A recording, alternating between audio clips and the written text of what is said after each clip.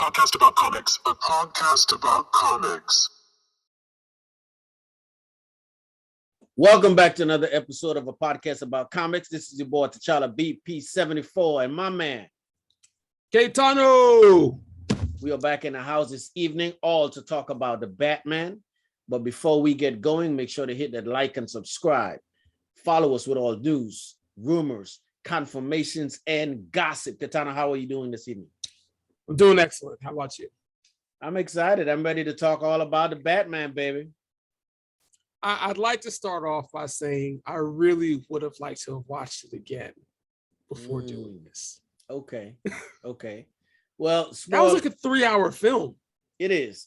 3 hour. Spoiler alert, though. Before we get going, if you haven't watched the Batman, go ahead and turn this off. Here's your spoiler alert right here, right now. Because we're going to be talking about the Batman. We don't want to spoil anything for you. It's been about a week since the movie has dropped, and we are excited to talk about it. So if you're ready, strap on in. Let's ride. So, Kei'Tano, man, listen. Yeah. This is probably the second best Batman movie I've seen. As far as second best. Second best. Let me put it to you like this. Okay. Out of all the different Batman that we've seen. Mm-hmm. Real life action movies, right? Real life movies. This is probably the second best story arc that I'm seeing. Okay. Following very closely behind the Dark Knight, behind Christopher Nolan trilogy. Well, now, are you saying like the trilogy is like Batman Begins, The Dark Knight, Dark Knight Returns, and then this? Well, or are you saying like one of those from the trilogy is number one? Listen, and then man, this no. This is a whole new thing, right? I think that trilogy, I'm looking at that as one, because I guarantee you we're gonna get a trilogy out of this. Yeah, I think at the very least, right? At the very least, you're gonna get 3 films out of this. Yeah. So from the way they start, this is definitely shaping up to give me like the second best vibes. You know, you want to start off with grades first? Let's start off with grades. Okay, that's fine. I gave it a very strong B, maybe an A-. You know, I don't do the pluses and minuses. I know you don't do the pluses and minuses. And if I am going to say a solid grade, I will give it. I would give it an A, because I can look over some of the things that I saw that I had a problem with. Yeah. Right? And we'll get into that. Yeah, we'll get into that. Yeah. All right. So I'll give it an A. For me, it's really hard for me to give it anything outside of an A, because this is a different kind of experience. And unless you have had some of the same experiences that my household has, you may not know where we're coming from or where I'm coming from. Okay. But so where I'm sitting there, I'm watching it. Mind you, I've seen very few trailers. I'm a Nolan guy. Okay. Right? So it's like I'm coming in there just like hoping they don't F it up. Okay. Right. That's really all I'm looking for. Okay. Because the Nolan films were so good. Yeah. And I'm sitting there and I'm getting the tone of how like not grunge, but more of like a what do you call like when the teenagers are like when they wear dark stuff all the time? Gothic, right? It gives you that Gothic feel, right? Okay. Almost like do you remember what was Bruce Lee's son's name that did that? The Crow. I think right. Was that Jason? I just know he's elite. Okay. Right. Brandon Lee. Yeah, Brandon Lee. Right. So it has this like Gothic feel to it, but with a modern touch of like today's technology and so on and so forth. But the thing is that I noticed as I'm going through this movie is it starts to remind me and feel like the video games that I'd played in the past. Yes. And my kids are in the theater with me at the same time, and they're having the same thoughts. Okay. So that tells me that this is probably something that was done on purpose, as opposed to something that was, that was just happened to be. Oh, yeah. So because of that, I feel like it's really hard for me to give it anything besides an A, because they literally created an experience that's like something I've experienced at home, but without having to have a controller in my hand. Yeah. And some of the things that you saw, I don't know if they were like to spec as far as what you see in the video game, but some of the sets even had you feeling like you were going through that. Yeah. And then the other thing that makes me say that it's hard for me to give it anything other than A is because not only is Batman a crime fighter, but he's a detective. He's a detective, and you really get to see that. You get to see that detective work, right? Yeah. Even from the clues, the way how he broke everything down, and from the missing thumb to say a thumb drive, all these different little gems and nuggets. Oh, it was phenomenal. Like I said, I can't give it anything besides an A, just because there's so many aspects that they weaved into this film. And I've seen some reviews where they complain about the length of the film, but you and I are kind of just saying, whereas if you give me an engaging story, I don't care if it's 3 hours or 4 hours long. If I can, like, I sat and watched through Justice League. Yeah. And what was that, 4 hours? That was 4 hours. So needless to say, I can sit down. If the story is engaging, I can truly watch it, and enjoy the story. However, if I were to compare this to individual films, it's definitely it sits up there with The Dark Knight. Not as good, but it sits up there with it. The Dark Knight, man, the acting in The Dark Knight really shined as well. Understand too, right? That when The Dark Knight is made, remember that's the second one out of the chamber, right? Right. This one is the first. This is the first one. This is the first one out of the chamber, right? And for the first one out of the chamber, for it to hit as hard as this hit, I expect Matt Reeves to take it up a few more notches with the next one. Because everything that he wanted to do that he didn't get to do on this one, I guarantee he's going to do on the next one. On the next one.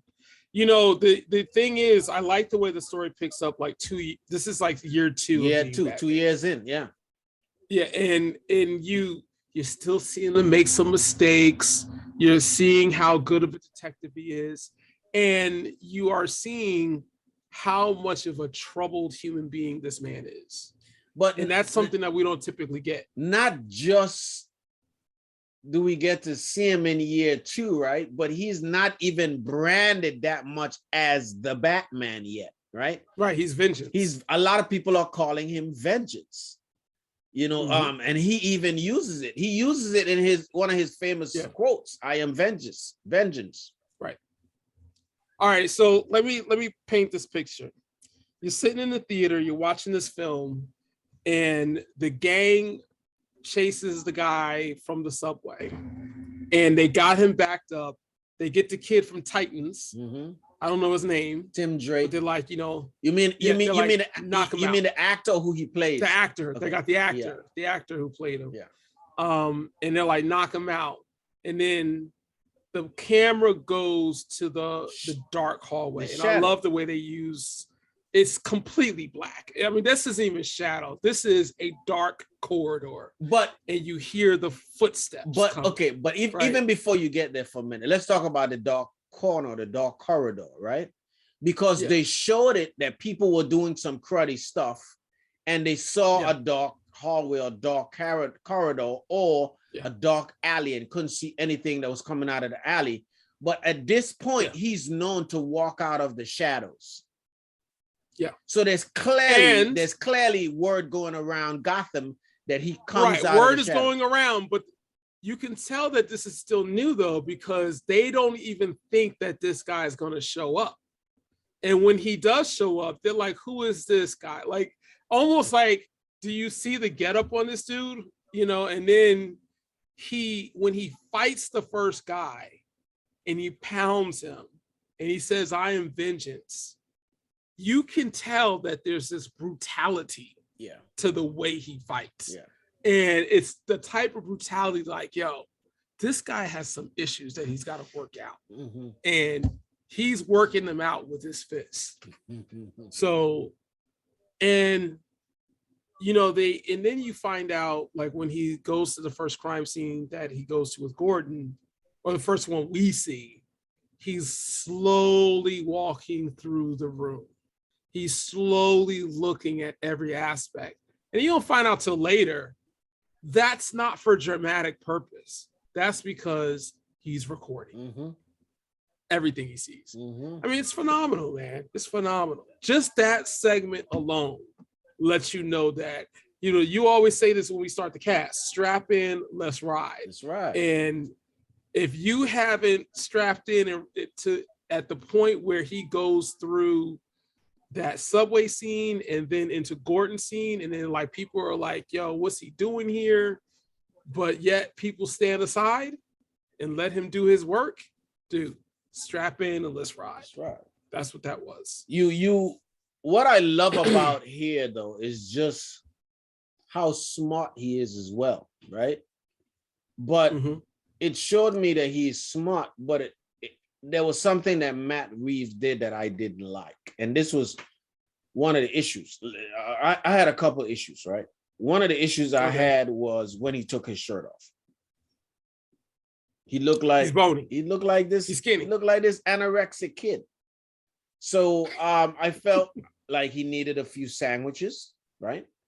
I felt like if he bulk up for the second movie, that'd be great, right? Yeah. Because it'll show that he's growing. But do you think that he has some type of enhancements on his suit that allows him to be that skinny and fight? Well, we get to see that his suit has some bulletproof. Yeah. So it got a level of Kevlar, but a level of armor within his suit, right?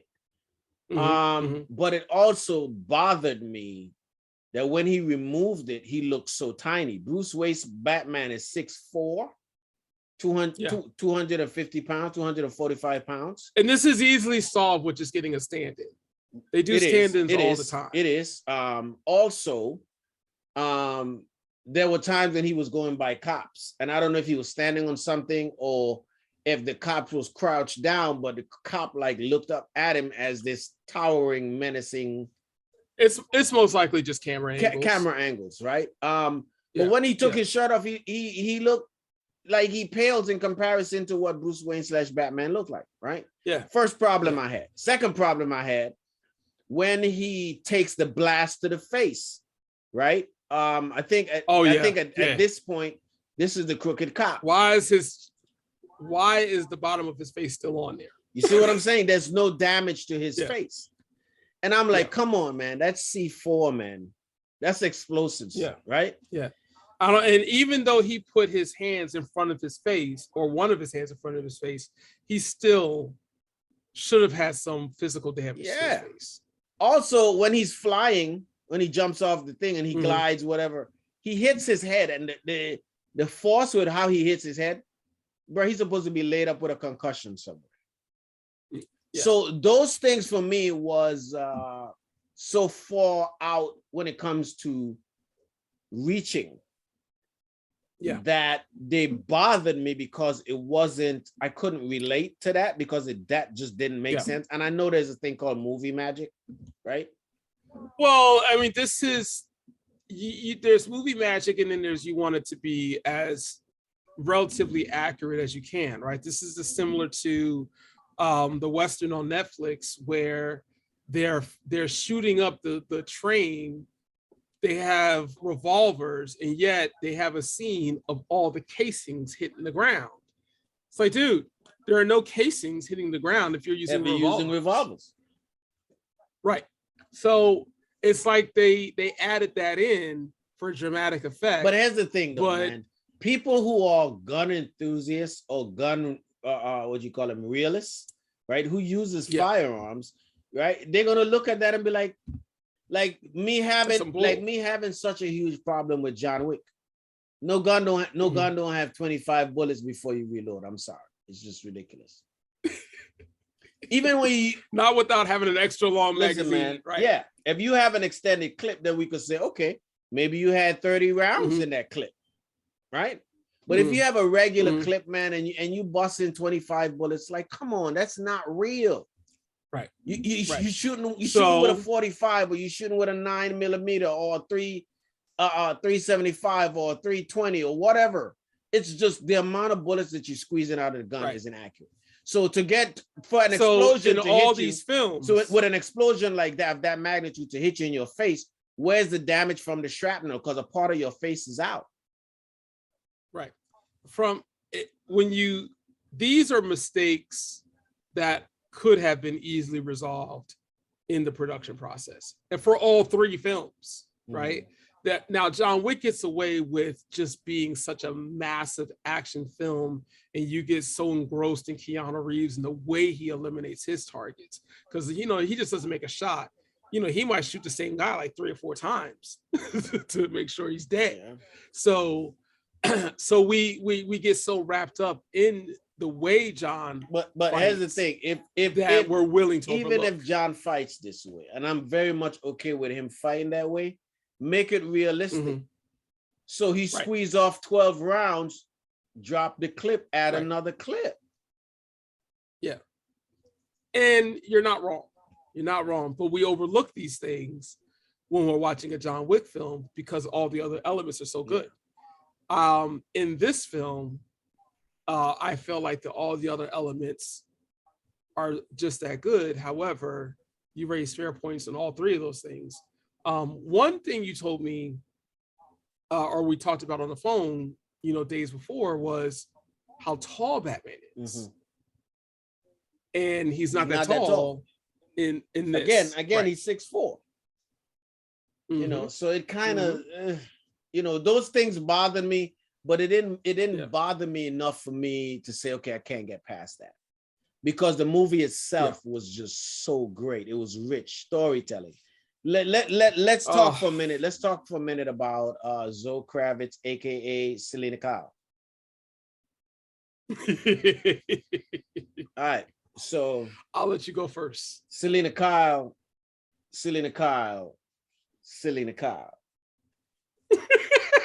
Listen, man. Or is it Zoe Kravitz? Which is it? It's Selina Kyle. It's not Zoe Kravitz for me. Okay. It's not Zoe Kravitz. Because I have watched Zoe Kravitz in a few things, right? And I have loved what she does. I love her as an actress. I love how she executes characters and she becomes immersed into that world of who she's portraying. She made me believe she was Selina Kyle. What'd you think about the mask? What mask? Her hat. Huh? Her hat. Her face. Yeah. I'm okay with that. You're okay with it? Here's why. Again, this is year 2, right? So her running around doing what she's doing, she haven't even come into her own yet. Even to the point where she has fingernails, right? And you notice how they use her actual fingernails as tools that she used later in a fight. But remember, I'm trying to remember. This is if I'm not mistaken, I think she was fighting.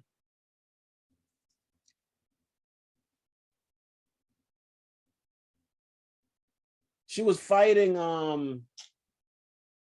What's the name? Not. What is his name? Crime Boss, man. You're not talking about Penguin. No. She was. Who'd she fight? She fought her dad. Oh, yeah. Was it Falcone? That's Falcone. Falcone, right? Yeah. Which by the way, they just retconned that. I think they did that like about 10-15 years ago. They did that whole thing, with Falcone being her father, or rumored to be her father, and it looked like they went that aspect in here. And I see multiple different things in here, right? Because I also see the Hush story in here. Yes. Yep, sure did. Hell, they wrote it on the screen. Mm-hmm. They had a whole big page. But they also talked about Elliot, right? Mm-hmm. And the Elliot who they're talking to is not the Elliot Bruce friend that gets later killed by Hush himself, right? But this Elliot is Edward Nygma's father's friend. Is it that how it goes in the book? You got me. And I've read plenty of Dark or Batman comics, but there's that many more that I have not read. Yeah. I think they did a phenomenal job. You know, watching what Zoe did, right? And again, very close to what we see Selina or how Selina is in the Hush story, right? Or how she interacts with Batman, right? Anybody who's a true Batman fan knows Selina is always the one that got away. Right. Hey, I call it, as far as those two go, if you ever had like a social media relationship status between him and Selina, it's usually would say something along the lines of it's complicated. It forever is complicated. Right. It's forever complicated. And even when they see each other for the first time, it's even under complicated circumstances. Yeah. So, you know, that's just how it is between those two. And I think they did a good job of like demonstrating that. When did you notice though? Let me ask you a question. I asked you a few questions. One of them is, do you think that Penguin knew that Bruce Wayne is Batman because he sent the thing to kill Bruce Wayne? No. And I don't think Penguin. No, I'm sorry, not Penguin. I'm sorry. Riddler. Yeah. Riddler? Yes. I think he was figuring it out. Like he had an idea. And then when he did not kill Bruce Wayne, I think that's when he really, because at that time Bruce Wayne had caught him in the coffee store or in the little diner. And Bruce Wayne was standing in front of him, or Batman was standing in front of him in the jail cell when the bomb went off. So because he didn't get killed in the blast, he knew at that point that was Bruce Wayne, Batman. That was confirmed. That's it. By the time the film is over, he definitely knows that Bruce Wayne and Batman are the same person. Absolutely. Yeah. So how does Selina rank to you in regards to all the other Selinas you've seen on screen? Is she number one? She ranks number two. Is Michelle Pfeiffer number one? And I can't argue with that. Hathaway's number 3. Eartha Kitt is number 4. And then Halle Berry is just number 5. I think there was. Man, Halle Berry doesn't even belong on the list. There was the Selina right before Eartha Kitt. She come in at number 5, and then Halle comes in at number 6. Halle could just not be on the list because that was not. I'm okay with Halle not being on the list. Yeah. I really hated that. But I felt like Zoe captured that. She captured the essence of who Selina is. Michelle killed it, though. Michelle killed the role. I mean, iconic performance when it comes to Selina Kyle. So, yeah. No, I really enjoyed every bit of that. But yeah, Zoe comes in. She comes in at number 2 for me, man. Comes in at number 2. Yeah. I thought Colin put on an amazing performance. I heard him in there, but I didn't see him. I didn't see Colin. Yeah. The tone of his voice, I heard him in there, right? Yeah. But I didn't see him in the performance and in the makeup job they did. I think this is the best rendition of the Penguin that I have seen in real life. And what about Riddler? Because I feel like what they did on Gotham for Riddler was also really well done. I think this Riddler is way better than the Gotham one. He gives you that creepy vibe with riddles, right? Granted, they always throw out riddles. But this riddle, okay. Have you ever seen the animated show The Batman? with the Riddler on there. I mean, if you ask me, do Okay. I remember the episodes? No, because it was a He long reminds me of that Riddler, just a little bit darker and a little bit more sinister. Same kind of riddles that make you think. Yeah, I think also that the person who did the acting for the Riddler on Gotham, I think that he's limited by the script. Yes, I think he's a phenomenal actor. Yeah, but they took the character in a lot of different directions. They did. So I felt like the character got lost on that show at times. Yeah, started off great, started off really great, but then between him and Penguin, they started doing a lot of different directions with those two characters. Yep. So, but this guy was, I didn't see it coming as far as him being the Riddler. So it was really well done. I liked it. What did you think about the costume for Riddler? That was a very different take. Very different. Again, though, keep in mind, Gotham truly has that Gothic presence. And I didn't expect by no means that Riddler was going to look like Jim Carrey when he did Riddler. Jim Carrey was amazing because Jim Carrey was Jim Carrey, right? And especially with his over-the-top antics. However, because that's what you wanted from Riddler back, or that's what you expected from Riddler. Exactly. However, going for the tone, going for the city of Gotham and how he went about things, this Riddler did it for me. Probably the most amazing Riddler. He did for me what the Joker, Heath Ledger, did in The Dark Knight. Yeah. Yeah. You know, the video game, and I think it's Arkham City, if I'm not mistaken, it might be Arkham City. But the Riddler is the leading character in regards to that. And some of those riddles are really freaking hard, even on the easiest level. But I just felt that there was this darkness to the way they did the Riddler on the video game, and it was like amplified in the movie. Yeah. It was dark, man. Believe me, this Batman was dark. Severing phalanges, didn't somebody lose their head? Yeah. I think a couple people lost their head. Somebody lost their head, yeah. But just dark and gritty and bloody and just, and again, it gave you that looming presence of sadistic. Yeah. And I like how, he feels in his heart, he believes he and Batman are a team.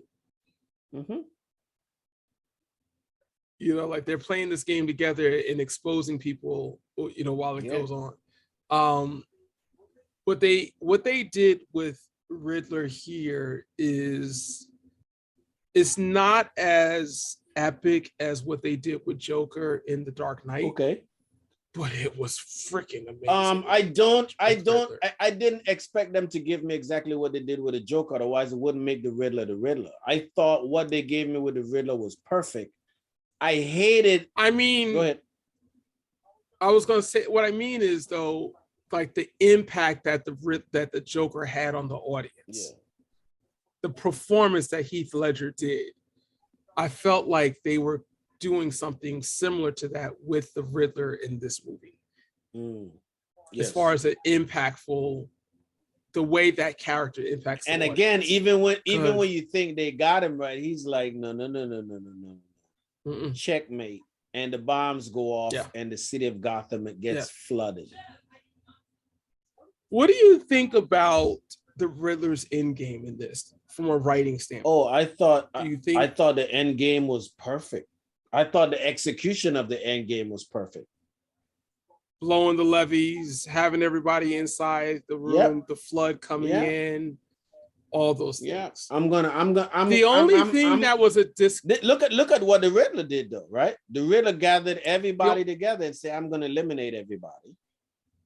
the thing that's a disconnect for me is that it appears that either A, he wasn't expecting to get arrested, or B, he was expecting to get arrested but didn't have a backup plan for his own escape.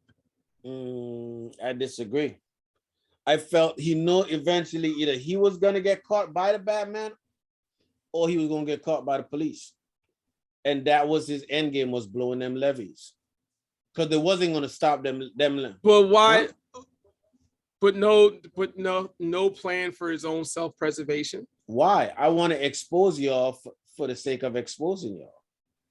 His cause was righteous. You don't think that every single one of these what do you call them, serial bombers, right? Well, the reason why his cause doesn't fall short of being righteous is because the mayor that won the race, there was nothing corrupted connected to her, and she was still a target too. She was a target because she was in there, and he felt like anybody who was in there, meaning any 1% or anybody in politics or anything in Gotham, the city of Gotham is just poisoned with corrupted people.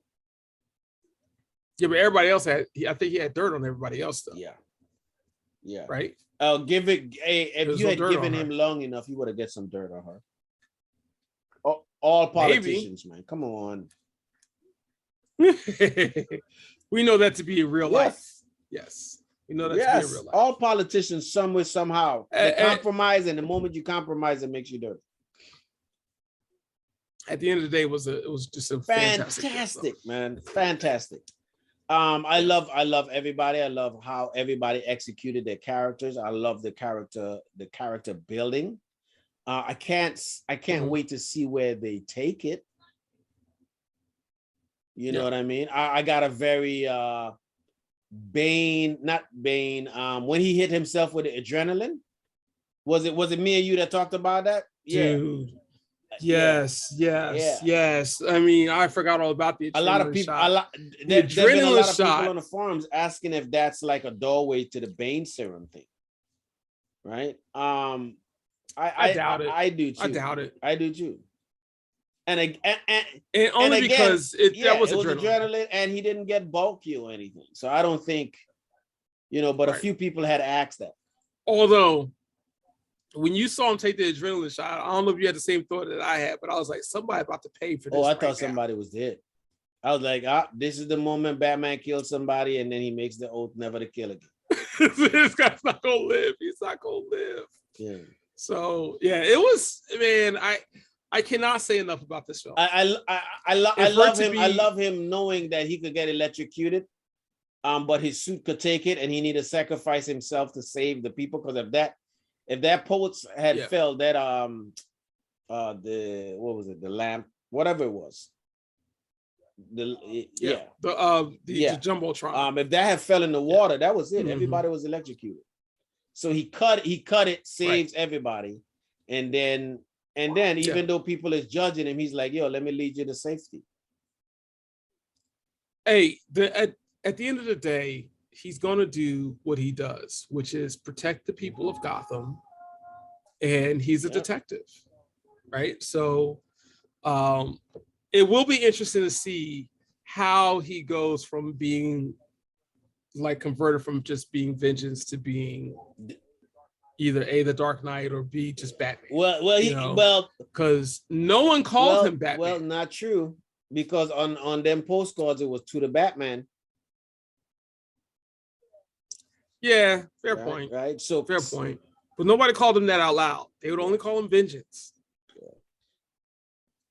So, and that's also like when he said he was Vengeance in the subway scene, that was when the people were like, we done effed up now. Yeah. Because this is the guy. They hadn't seen him. Oh, yeah. But they knew that this was the guy when he said the moment he beat his reputation preceded him. The moment he beat that dude down, at that point, I think everybody knew who he was, and I think at that point it was just too late. Whatever happens about to happen. Take it as you could get it. It is what it is. Yep. Phenomenal movie, man. And for those of you out there who haven't went and seen the Batman yet, go see the Batman. If you scared about see it. COVID, wear a mask, wear a face shield, do whatever you can do. Go in the daytime when not a lot of people there, whatever.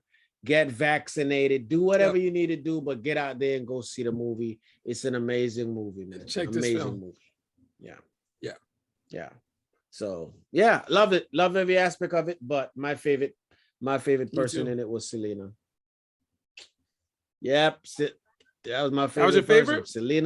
Selina. Because guess what, man? She kicked butt. How'd you like seeing Ulysses Claw as Alfred? I felt he was a great Alfred. Right? Because again, because it's year 2, you watch the dynamic between him and Bruce, right? And you watch him. Yeah. He's number 2 though.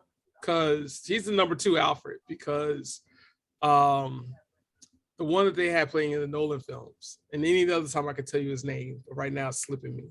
But with that English accent, can't go wrong. Actually, no, it wasn't an English accent. Is it Scottish? Is it Irish? Is it Australian? It might be. But either way, yeah,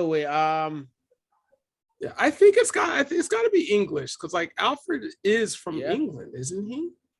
It's supposed to be English. But I cannot remember. I cannot remember where old boy is from.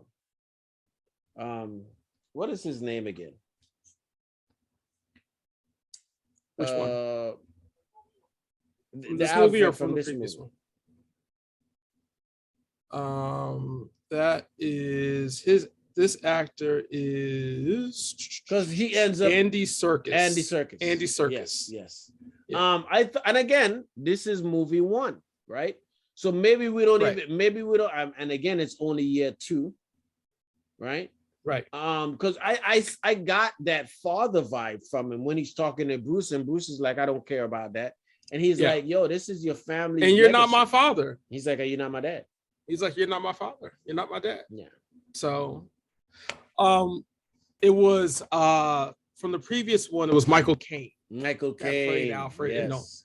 And Michael Caine, man, he was Alfred. Because Alfred is like this servant, and he's also, his right hand. He's wingman. He's Batman's right hand. He's the wingman. If he ain't the wingman, he's the best ally. Remember, we had a whole big debate. He was Oracle before there was Oracle. Yes, and we had a huge debate on me saying that he was an ally. He was like, is he an ally or is he family? You remember that debate? My God, no, I don't remember that debate. But I would say he's family. Yeah, that debate. I would argue that he's family. That debate went on in why do we love the Batman? Why we like Batman? Yeah, and I told you, and I will still stand by that. Yeah, because I said I feel like he was an ultimate ally. You said no, he's family. He can't be the ultimate ally. So then you made me. I think you made me. I think I chose Wonder Woman. I think I chose after that. But I still say Alfred is the best ally. It's just me. It's just, he's family, bro. Yeah, like he literally was. He's known Bruce since Bruce was in the womb. He does. That's family, yo. That's family. But I think so. I think if we do get a trilogy, I think by the second time this movie come around, he's gonna have more. He's gonna have more range, more things going on. I think just like we could like Michael Caine, I think we could love Andy Serkis the same way. Yeah, and sooner or later, we got to get a Lucius Fox. We do. Sooner or later. We do. Now that's the ally.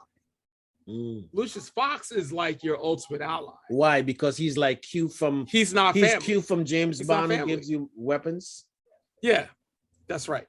Alfred helps Batman build weapons, too. He's just a butler. That's his family. He's all right, man. It's family, bro. I told you I wasn't taking any shots. I'm not taking it. You win. I concede. Lucius is the ally. Okay. Let's go with that. Yep. Yeah. But I don't know. We're gonna see what they do. Yep. We're gonna see what they do with the next film when it comes, when they drop it. Yeah.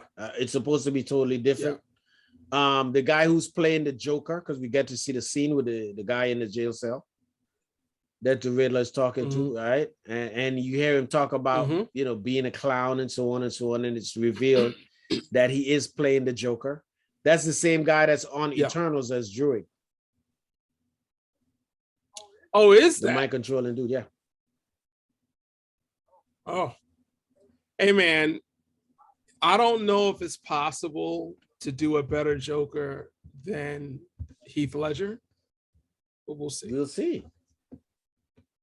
Those are some pretty big shoes to fill. Hey, the odds are not in your favor when it comes to trying to outperform Heath Ledger. Yeah, because Heath was like, he set a bar. He set a bar, man. He set a pretty high bar. He was at the top. And the thing is, I had seen several Heath Ledger films before that. There's one that is like a fun film, a comedy fun film called A Knight's Tale. A Knight's Tale. That might have been. That is not a comedy, good sir. That's an advent. I don't even know what do you call it? What do you call it? It's an adventure romance. All right, I'll take that. That's better than comedy. No, that's what's on the label of it, adventure romance. That might have been my first experience seeing Heath Ledger. Okay. And then after that, he does The Patriot with Mel Gibson. He does a lot of stuff. And then you're like, oh. He got range. You know, he was one of those actors that went too soon. The Dark Knight was a completely different animal altogether. And I believe he was coming into his own, look at Chadwick, right? These actors were like really coming into their own, and you got to see their range, and they had so much range at such an early part of their career. The difference between the two of them is that Chadwick fought a fight that he just did not win. You know, like that's cancer wins more battles than it loses. Heath Ledger, that's just a sad story. Yeah, it is. It truly is. It truly is. You know, like there's no good reason why Heath Ledger's not with us today. Yeah, sad. You know, with the other, it was inevitable. You know, it was just. But again, these guys had amazing range though, and they were young. They didn't even come into their season yet. You know what I mean? That's to show you they had so much more to give. Yeah. So no, he definitely set a pretty high bar, and we're gonna see, if any Joker ever comes close, right? Now granted, Catwoman isn't somebody who has that amount of range, but I felt like Zoe Kravitz came very close to Michelle Pfeiffer. Yeah. Well, when the thing that you got a chance to see in this one is that you did get a chance to see Catwoman like fight a little bit. And if they continue to follow the feel of the video games, then you'll see Catwoman really get down. I know. Yeah. I have every intentions on watching Zoe Kravitz get down. Hey, but if you don't see her again for several films, don't be surprised. I mean, hey, she went to Bloodhaven, which I love the fact that we got Bloodhaven, right? Oh, we didn't get to see it, but we heard about it, right? Because Bloodhaven is where Nightwing hangs out and patrols as Nightwing, or Dick Grayson patrols as Nightwing, right? Now, because it's 2 years in, Dick Grayson is not Robin yet. Right. Well, we're not even there yet, right? So this is just year 2. But in regards to Nightwing, I know very little about, I didn't read a lot of Nightwing comics. So, Batman has always been my favorite DC character. There's no one that in the DC universe that I like more than Batman. And I look forward to the day when we actually see, the one character I feel that hasn't been done well yet is Mr. Freeze. You're talking about And you're talking about on a big screen.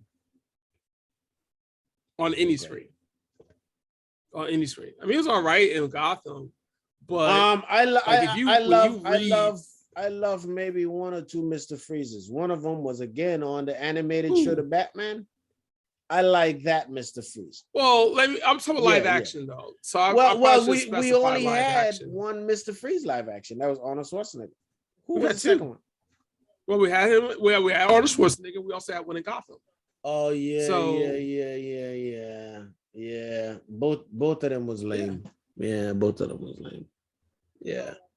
So, but the thing is, like when you read, and I'm sure I've told you about this conversation before, but there's this conversation that Mr. Freeze has with Batman, and it's actually like a candid conversation, and he's trying to tell Batman about why the winter is better than the summer, and he explains that in the summertime that it's hot and people get frustrated really easily, and so therefore crime is higher in the summertime because people are more frustrated and they're hot. But in the wintertime, everybody is in. They're indoors because it's cold and people are trying to stay warm. Yep. You know, and I don't even know why they're having this conversation because that's how old this comic is. But it was intellectual enough to show you that these two guys, although are on different sides of the coin, there might be some form of mutual respect about these two guys. Because Batman does understand why Mr. Freeze does what he does. You know, for the love of his life, he's trying to save his wife. Yeah. But at the same time, he's still using criminal means to make it happen. What was his first name? Victor, right? Victor, yeah. So I look forward to seeing a good one of those. Okay. Well, who knows? They might do one where it's in the wintertime and might be all about Victor. Yeah. It's always easy to do a Joker. Yeah. Because you just need somebody that can be a psychopath. True. Riddler, about the same, but with riddles. But Mr. Freeze, man. First of all, man, Batman have way too much villains. Right? Way too much villains, man. And this is what makes him so great, because he don't have any powers. He's not like Superman and his villains. You know what I'm saying? All of his villains are low criminal villains. But he still, nevertheless, he have villains who have special ability, whether they matters or whatever, Hey, you in Spider-Man, you got a chance to see how Tobey Maguire's villains are like the truth. Like these are some real villains. Okay. In this Batman, or just in the Batman universe, he's got some villains that if they go to other cities, those other cities won't know what the hell to do. Like Bane, for example. Hell, you saw what happened in Injustice. Yep. Joker decided to take his talents to Metropolis and doggone made Superman change everything. The way he looked, the way he thought about stuff, all that. He made Superman homicidal. The way he looked at things, man. Okay. He changed this man's principal core. He made him homicidal, right? So one could argue the villains that live inside of Gotham, like if they 100 times worse than the average villain that fight others. Oh yeah. So because they're all you can't. It takes somebody special, who have some messed up issues like Bruce / Batman to deal with that. Yeah. You need a certain type of hero to keep that stuff at bay. And that's what what makes Batman such. That's what it does. Makes him such a great hero. Right.